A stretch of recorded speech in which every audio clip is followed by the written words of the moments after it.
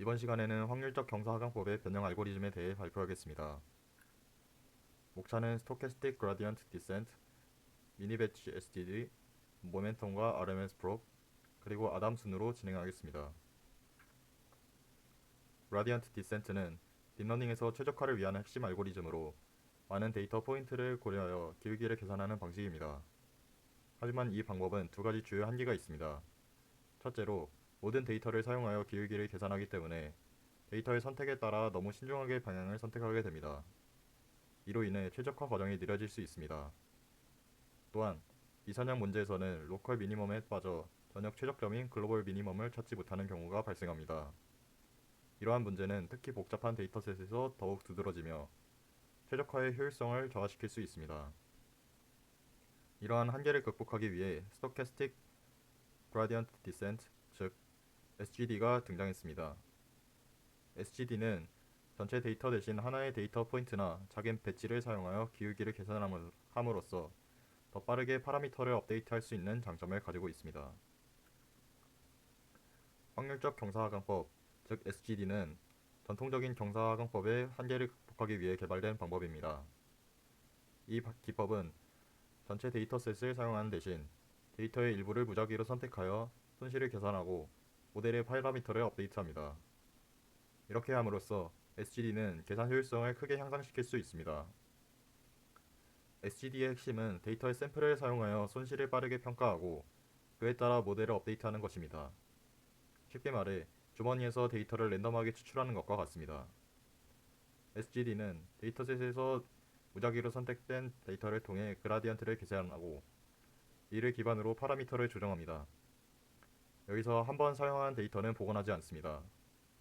이 과정은 반복적으로 수행되며 각 반복을 에포크라고 부릅니다. 또한 SGD는 데이터의 순서를 무작위로 섞는 것이 중요합니다. 이렇게 하면 모델이 특정한 데이터 순서에 의존하지 않게 되어 더 일반화된 성능을 발휘할 수 있습니다. 이러한 특징 덕분에 SGD는 특정한 상황에서는 로컬 미니멈으로부터 탈출할 수도 있습니다. 하지만 SGD는 몇 가지 한계가 있습니다. 첫째, 전체 손실을 최소화하는 과정에서 데이터 선택의 편향이 발생할 수 있습니다. SGD는 단일 샘플의 손실 최소화만을 목표로 하기 때문에 특정 데이터 샘플이 모델 업데이트에 과도한 영향을 미친다면 전체 데이터셋에 대한 손실이 증가할 수 있습니다. 이 때문에 업데이트 과정에서 노이즈가 발생하고 진동하거나 최적의 경로에서 벗어날 수 있습니다. 둘째로, SGD는 글로벌 미니멈을 반드시 찾지는 못합니다.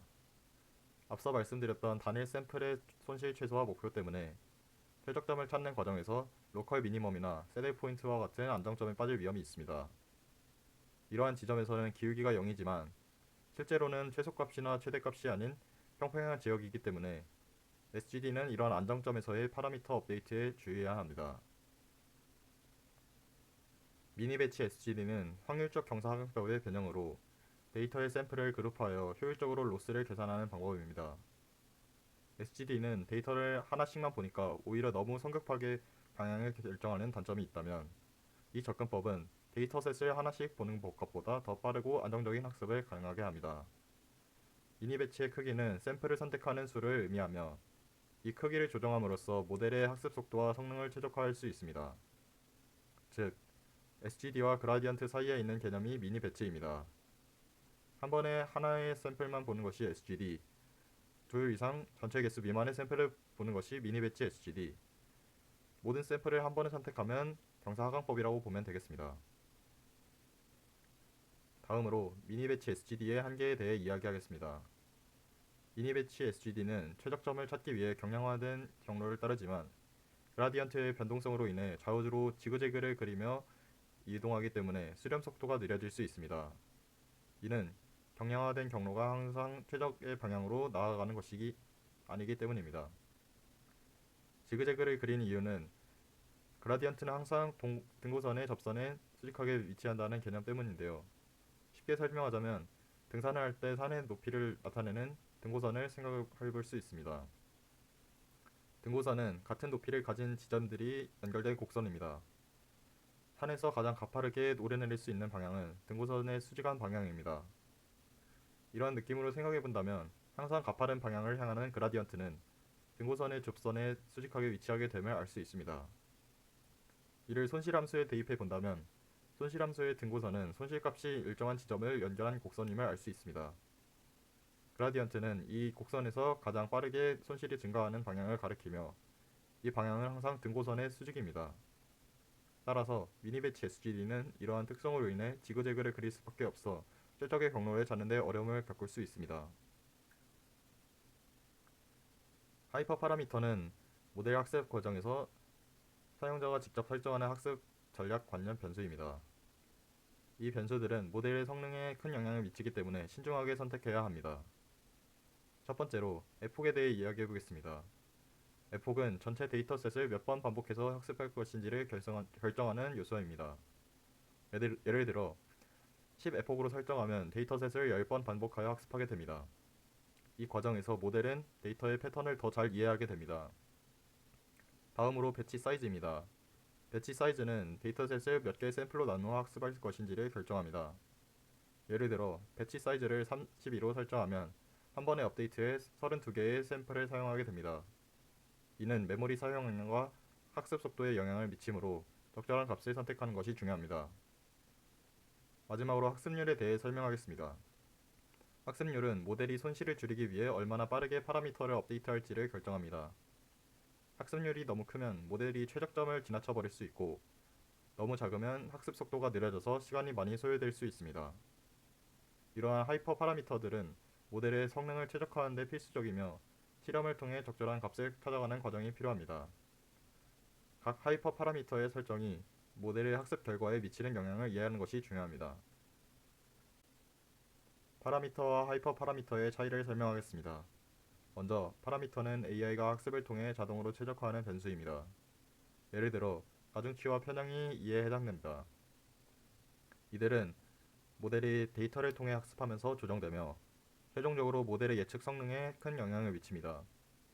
반면 하이퍼 파라미터는 사용자가 학습 전에 직접 설정해야 하는 변수입니다. 이들은 모델의 학습 과정과 구조를 정의하는 데 중요한 역할을 합니다.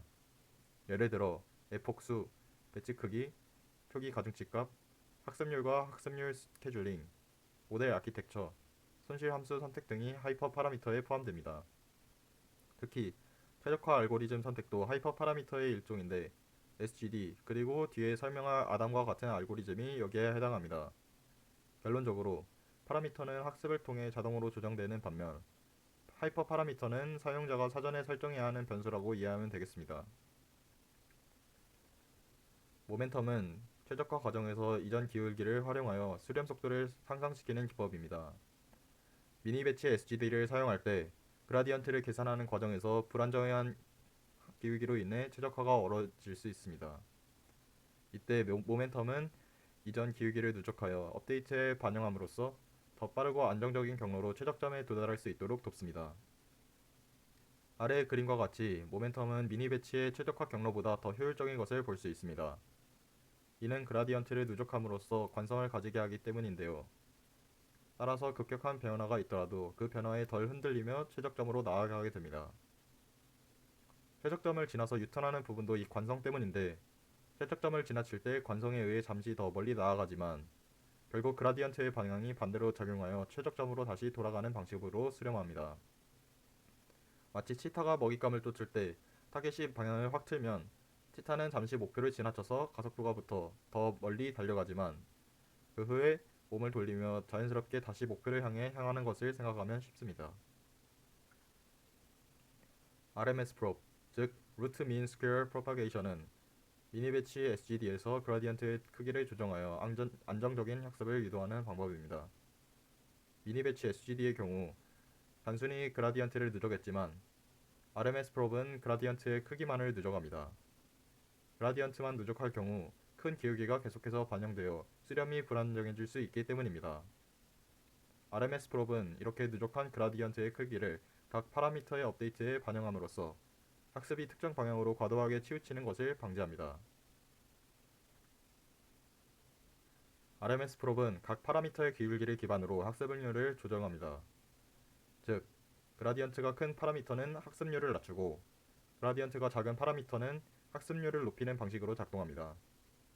그라디언트가 완만하거나 평평하다는 것은 그 방향으로 가도 로스가 별로 바뀌지 않는다는 뜻이므로 그 구간을 벗어나기 위해 과감하게 이동하여 경사를 키워줘야 합니다. 이를 평준화라고 하는데 RMS 프롭은 평준화를 통해 공평하게 탐색이 가능합니다. 평준화를 통해서 우리는 두 가지 상황에서 효과를 볼 수 있습니다. 경사가 완만한 방향에서는 과감하게 이동해 경사를 강화하여 효율적인 탐색을 도울 수 있습니다. 반면 경사가 가파른 방향에서는 손실이 급격히 감소하는데 이때는 학습률을 낮춰 급격한 변화에 과도한 반응을 줄이고 수렴을 안정적으로 만들어 발산을 방지할 수 있습니다. 이를 통해 학습을 안정적으로 할 수 있다는 장점이 있습니다. 아담, 즉 적응적 모멘트 추정은 딥러닝에서 매우 중요한 최적화 알고리즘입니다.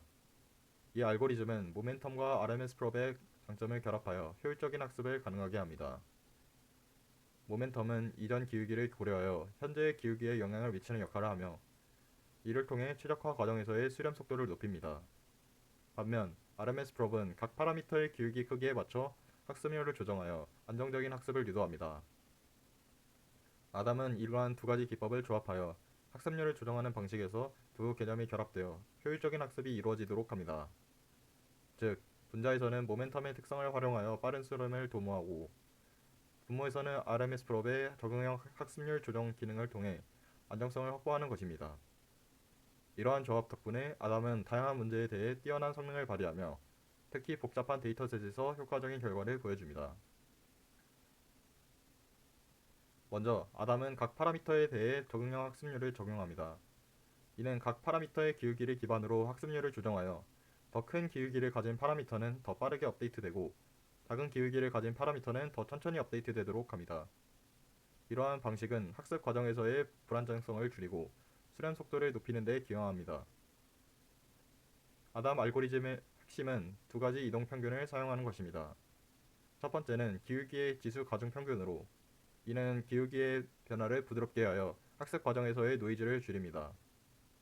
두 번째는 기울기의 제곱에 대한 지수 가중 평균으로 이는 기울기의 크기에 대한 정보를 축적하며 자연스럽게 각 파라미터의 학습률을 다르게 조정해줍니다. RMS 프롭의 핵심은 큰 기울기를 가진 파라미터는 학습률을 낮추고 작은 기울기를 가진 파라미터는 학습률을 높여주는 방식인데 아담에서는 이를 분모에 적용하여 더 많이 업데이트된 파라미터는 더 적게 업데이트되고 덜 업데이트된 파라미터는 더 많이 업데이트되도록 합니다. 이 두 가지 평균을 통해 아담은 각 파라미터의 특성에 맞춰 최적화 과정을 조정할 수 있습니다.